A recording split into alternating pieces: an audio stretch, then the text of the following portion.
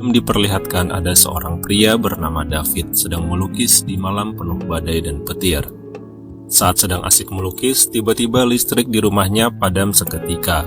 Ia berhenti sesaat untuk membawa anak dan istrinya ke ruang bawah tanah agar lebih aman. Dan itu adalah keputusan yang tepat.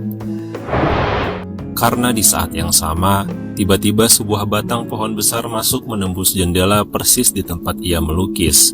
Kalau saja ia masih sibuk melukis, mungkin ceritanya akan langsung selesai. Dan keesokan paginya, keadaan di luar rumah mereka sudah cukup berantakan dengan beberapa pohon yang tumbang, namun untungnya tidak ada korban jiwa. Saat masih melihat keadaan sekitar, mereka melihat sebuah keanehan, yaitu datangnya kabut berada tepat di atas danau yang selama ini tidak pernah terlihat. Mereka berpikir mungkin kabut tersebut turun dari gunung di sekitar danau atau perubahan suhu akibat badai petir semalam. Karena mereka bukan tinggal di perkotaan, David dan anaknya beserta seorang tetangganya pergi menuju kota untuk membeli barang-barang yang dibutuhkan untuk memperbaiki rumah mereka. Selama di perjalanan, mereka berbincang-bincang. Tidak lama kemudian, mereka pun berpapasan dengan beberapa kendaraan militer penuh tentara yang sepertinya sedang terburu-buru. Setelah beberapa lama mengendarai mobil, akhirnya mereka sampai di suatu supermarket. Di sana, rupanya sudah ramai sekali dengan orang-orang yang sibuk menyetok persediaan dan perlengkapan untuk antisipasi kalau badai datang lagi. Setelah selesai memilih barang-barang yang dibutuhkan, mereka pun harus mengantri cukup panjang. Orang-orang yang sedang mengantri pun sibuk membicarakan kerusakan yang mereka alami akibat badai semalam dan hal lain sebagainya. Namun, mereka seketika terdiam ketika di luar terlihat beberapa mobil polisi dan pemadam kebakaran sedang terburu-buru terlihat menuju daerah tempat di mana David tinggal. Di situ sang anak pun mengkhawatirkan keadaan ibunya. Tapi tentu saja David menenangkan anaknya dengan berkata bahwa ibu akan baik-baik saja. Orang-orang pun tenang sejenak, namun kembali dilanda kecemasan saat tiba-tiba sirine kota pertanda bencana berbunyi.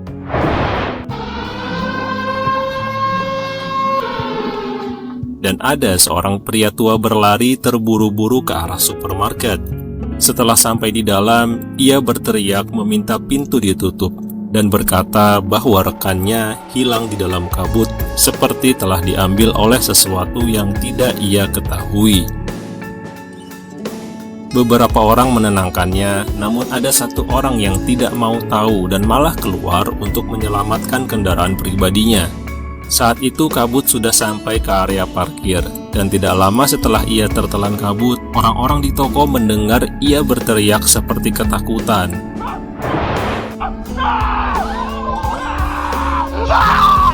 Lalu terjadi getaran yang cukup kuat seolah terjadi gempa sehingga merusak beberapa bagian dalam toko dan orang-orang pun terkena reruntuhan.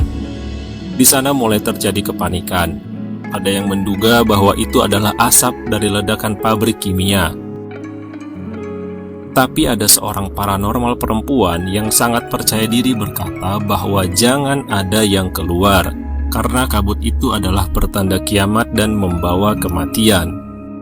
Di tengah kabut yang semakin tebal, justru ada seorang wanita memaksa harus keluar karena ia sangat mengkhawatirkan anak-anaknya.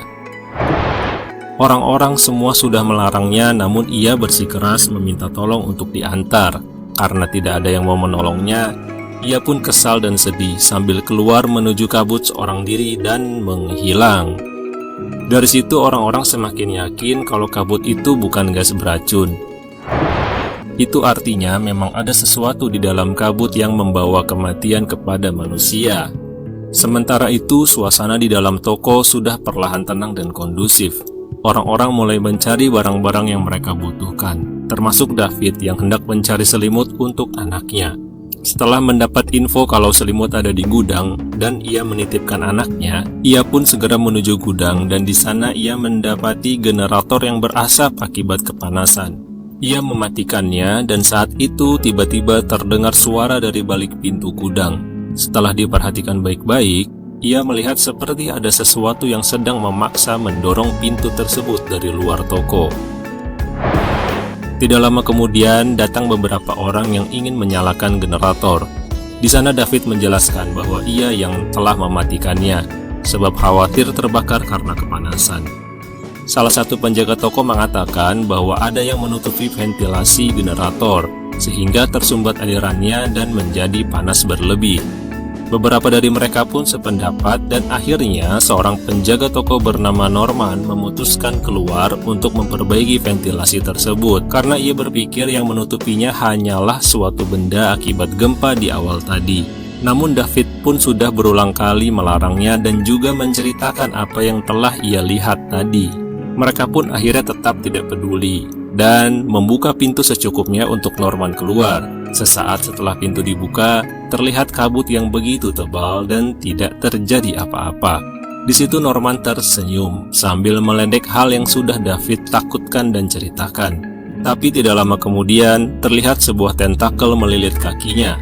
Dan ngerinya lagi, tentakel lain bermunculan dan itu memiliki gerigi yang sangat tajam. Sampai-sampai hanya dengan menempel sebentar saja, tentakel itu bisa mencabut bagian daging dari Norman. Melihat Norman ditarik, David pun langsung menolong. Namun orang-orang yang sedari tadi tidak percaya, justru terlihat membeku ketakutan dan menjauh tidak menolong rekannya. David berusaha terus menolong, namun tentakel lain berusaha menyerangnya, hingga dengan terpaksa ia harus melepas pegangannya. Setelah itu Norman pun ditarik ke dalam kabut dalam teriakan kesakitan. Pintu pun segera ditutup, namun tentakel yang tersisa melakukan perlawanan dan untungnya berhasil ditebas oleh David dengan sebuah kapak. Pintu akhirnya tertutup dan menyisakan sebuah tentakel yang terpotong. Melihat hal itu, mereka hanya bisa terdiam dalam kebingungan dan memutuskan untuk tidak memberitahu siapapun yang sedang berada di dalam toko. Tapi beberapa saat kemudian, salah satu penjaga toko berkata bahwa semua orang harus tahu agar tidak ada lagi orang-orang yang memaksa ingin keluar. Dan akhirnya orang-orang pun dikumpulkan. Setelah mendengar cerita dari David, beberapa dari mereka hanya tertawa dengan kekonyolan yang mereka dengar, termasuk kepala toko saat itu. Dengan kejadian tersebut, akhirnya si kepala toko diajak untuk ke gudang untuk melihat apa yang telah terjadi sebenarnya. Setelah melihat tentakel yang terpotong, tanpa bisa membantah, akhirnya ia percaya dengan apa yang dikatakan oleh David. Ia pun menyampaikannya kepada orang-orang di toko. Walaupun masih sulit diterima oleh semua orang, namun mereka bahu-membahu untuk meningkatkan keamanan di dalam toko dengan barang-barang seadanya. Setelah dirasa cukup, David serta beberapa orang berbincang dan menanyakan apakah ada senjata api di dalam toko.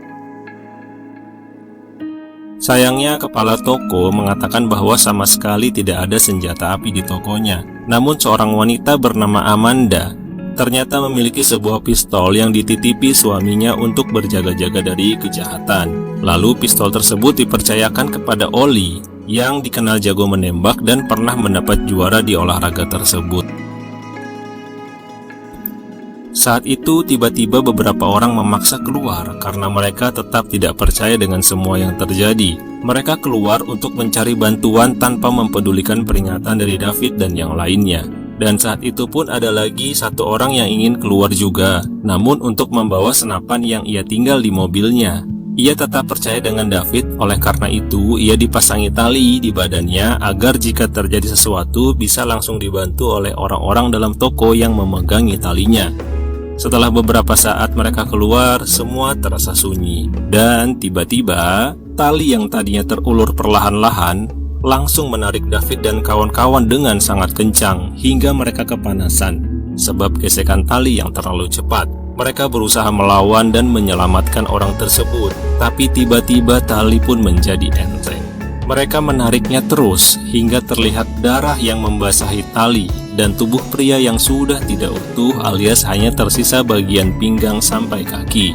Semua orang yang melihatnya langsung histeris, panik, dan sekaligus menambah keyakinan mereka tentang apa yang David ceritakan. Malam pun tiba, beberapa orang sedang berdiam termenung di tempatnya masing-masing di dalam toko. Ada seorang pria yang sedang ingin memakan rotinya, namun dari kejauhan terlihat ada serangga yang ingin menempel di kaca. Seketika ia terkejut karena serangga yang menempel ukurannya sangat tidak lazim. Orang-orang pun menuju jendela. Serangga-serangga lain pun berdatangan menempel di jendela dengan bentuk ekor seperti ekor kalajengking. Di tengah kebingungan, tiba-tiba datang makhluk lain yang lebih besar lagi, berbentuk seperti burung prasejarah, lalu memangsa para serangga tersebut. Namun sayangnya, karena benturan yang terjadi cukup keras saat serangga-serangga dimangsa, kaca-kaca di toko mulai retak. Akhirnya yang ditakutkan pun terjadi. Salah satu kaca pecah dengan lubang yang cukup besar. Beberapa serangga mengganggu orang-orang hingga menyengat salah satu wanita. Akibat sengatannya, wanita tersebut tewas dengan mengenaskan. Sementara itu, dua makhluk pemangsa serangga pun ikut masuk ke dalam toko. Salah satunya berhasil memakan beberapa potong daging dari manusia yang ia tangkap. David melakukan perlawanan dengan kain pel yang dilumuri minyak lalu dijadikan obor hingga ia berhasil membakar makhluk tersebut. Tersisa satu lagi yang sedang dikejar oleh Oli untuk ditembak. Namun terasa sulit karena keadaan sekitar terdapat banyak orang-orang yang berlarian. Hingga akhirnya makhluk tersebut tepat berada di belakang anaknya David. Untungnya David datang tepat waktu dan Oli pun berhasil menembak makhluk tersebut hingga terkapar. Setelah berjuang bertahan hidup dan mati, akhirnya serangan makhluk ganas berlalu dan malam pun semakin larut. Beberapa orang ada yang tertidur, namun ada juga yang memutuskan untuk tertidur selamanya karena tertekan dengan keadaan saat ini. Di sisi lain, orang-orang juga banyak yang membutuhkan obat-obatan, namun di toko hanya tersisa sedikit. Melihat keadaan tersebut, esok paginya David dan beberapa orang memutuskan untuk ke toko farmasi yang berada di sebelah supermarket untuk mengambil obat-obatan yang dibutuhkan untuk bertahan hidup. David pun berpamitan dan meyakinkan anaknya bahwa ia akan segera kembali dengan selamat. Setelah itu, ia menitipkan anaknya kepada Amanda yang telah akrab dengan si anak. Sampai sini kita jadi tahu bahwa makhluk-makhluk ganas tersebut akan lebih aktif menyerang di malam hari. Saat matahari bersinar, mereka lebih sering bersembunyi di dalam kabut sambil menunggu kesempatan jika ada mangsa yang datang atau dalam jangkauan mereka. Oke, lanjut. Akhirnya misi menuju toko farmasi dimulai. David dan para sukarelawan keluar perlahan-lahan dari supermarket dengan senjata seadanya. Perlahan tapi pasti, David dan kawan-kawan memasuki kabut yang sunyi dan mereka saling menjaga satu sama lain. Hingga sampailah mereka di toko farmasi yang sialnya pintu tidak terkunci dan ada kemungkinan makhluk ganas tersebut sudah masuk ke dalam. Dalam ketegangan, mereka tetap menelusuri farmasi dan mengambil obat-obatan yang diperlukan. Tapi tiba-tiba salah satu dari mereka melihat sesuatu yang mengerikan dan memanggil rekan lainnya termasuk David. Mereka semua menyaksikan para korban yang dibungkus jaring seperti sarang laba-laba. Dan salah satu korban, yaitu seorang tentara, mengeluarkan suara minta maaf kepada orang-orang yang datang sambil terlihat sangat kesakitan karena dijadikan wadah untuk anak-anak monster tersebut menetas. Seluruh badannya dipenuhi anakan yang satu persatu menetas keluar dari tubuhnya. Saat masih ngeri dengan apa yang mereka lihat, tiba-tiba mereka diserang oleh laba-laba berukuran besar. Monster tersebut menyerang dengan menyemburkan jaring-jaring yang lengket mengandung cairan asam mematikan yang dapat melumat apapun. Sayangnya, salah satu dari mereka terkena jaring di kakinya hingga menyebabkan terjatuh dan pingsan. Mereka harus bergegas kembali ke supermarket membawa obat-obatan dan terpaksa meninggalkan rekannya yang sudah tak berdaya. Sementara itu, para monster terus mengejar namun terhenti untuk memakan dan bersarang di tubuh rekan yang mereka tinggalkan. Dengan ketakutan dan ketegangan, akhirnya sampailah mereka kembali ke dalam supermarket membawa obat-obatan yang dibutuhkan. Kondisi mulai tenang, namun David dan kawan-kawan mengingat sempat mendengar apa yang dikatakan oleh tentara yang menjadi korban di toko farmasi. Mereka curiga ada apa tiba-tiba tentara tersebut meminta maaf dalam keadaan sekarat seperti itu, seolah militer tahu dengan apa yang terjadi tentang kabut dan makhluk yang ada di dalamnya. David dan kawan-kawan pun menelusuri seisi toko dan menemukan ada seorang tentara yang memisahkan diri dari kerumunan. Terduduk seolah sedang merasa tertekan. David tanpa basa-basi langsung menanyakan apa yang ia ketahui tentang kabut dan makhluk ganas yang tiba-tiba datang. Awalnya ia pun menyangkal, namun karena merasa bersalah, akhirnya ia membuat pengakuan di tengah-tengah orang. Ia membeberkan bahwa militer telah lama sedang meneliti keberadaan dimensi lain. Para ilmuwan pun telah dikerahkan untuk meneliti dan berkomunikasi dengan makhluk lain di luar bumi. Tapi sayangnya terjadi kegagalan dan tanpa sengaja portal terbuka tanpa bisa tertutup kembali hingga membuat spesies ganas datang yang ditandai dengan badai dan kabut yang turun ke perkotaan dengan tidak wajar. Setelah menjelaskan itu, ia justru menjadi amukan orang-orang dan dipaksa keluar toko hingga menjadi santapan salah satu makhluk ganas yang paling besar.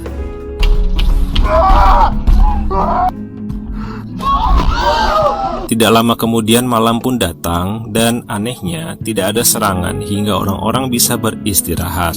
Dengan keadaan psikologi yang semakin kacau, David memiliki rencana untuk keluar dari supermarket bersama orang-orang yang ia percaya untuk menaiki mobil.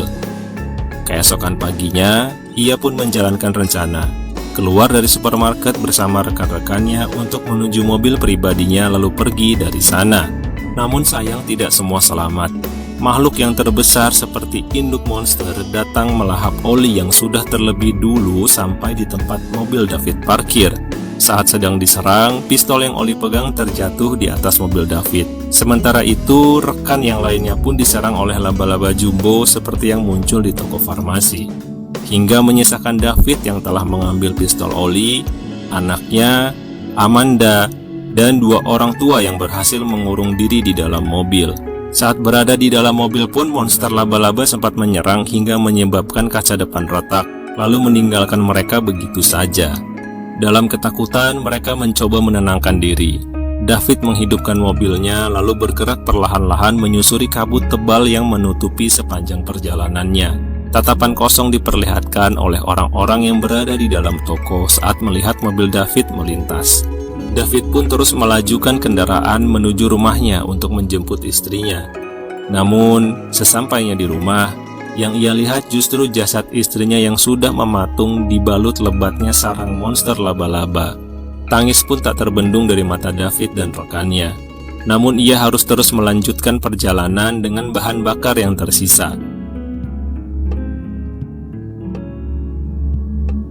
Di tengah perjalanan, ia seketika terhenti saat tiba-tiba jalan bergetar. Setelah diperhatikan, ternyata ada induk dari semua makhluk ganas sedang melintas di hadapan mereka. Monster itu sangat besar hingga sanggup menggetarkan daratan. Untungnya David dan kawan-kawan masih selamat, lalu melanjutkan perjalanan mereka, hingga akhirnya yang ditakutkan pun terjadi. Bahan bakar mobil akhirnya habis. David, Amanda, 2 orang tua hanya bisa termenung, sedangkan anaknya sedang tertidur pulas. Dalam keputusasaan, David mengeluarkan pistol yang ada, menunjukkannya dan seolah mereka semua mengerti apa yang akan terjadi selanjutnya. Menurut mereka cuma ada 2 pilihan, mati terkoyak dimakan monster atau mati bunuh diri dengan pistol. Rencana pun dijalankan dan yang dipilih adalah mati dengan pistol. Namun ternyata peluru sudah habis sebelum David sempat membunuh dirinya sendiri. Di situ ia terlihat sangat frustasi, marah, sedih, semua bercampur aduk. Lalu ia keluar mobil, berteriak menantang makhluk ganas tersebut dan berharap ia mati seperti yang lainnya. Tidak lama kemudian, datanglah sesuatu dengan suara gemuruh di jalanan. Dan ternyata itu adalah iring-iringan mobil tentara yang telah berhasil menyelamatkan beberapa orang yang bertahan hidup, termasuk perempuan yang di awal film memaksa untuk keluar untuk menyelamatkan anaknya. Para tentara juga dilengkapi persenjataan lengkap untuk melawan makhluk ganas tersebut, hingga mereka tetap aman sambil terus berjalan. Di sini saya cuma bisa merinding membayangkan perasaan David, yang padahal tinggal bersabar sedikit lagi, maka tidak perlu ada yang mati setelah bersusah payah berjuang menaiki mobil. Ya, di situ David tak dapat digambarkan lagi bagaimana perasaan menyesalnya. Dia berteriak, menangis, hingga akhirnya para tentara pun sudah ada di belakangnya untuk melakukan evakuasi. Lalu film pun berakhir. Dan itulah ending dari film The Mist yang dirilis tahun 2007.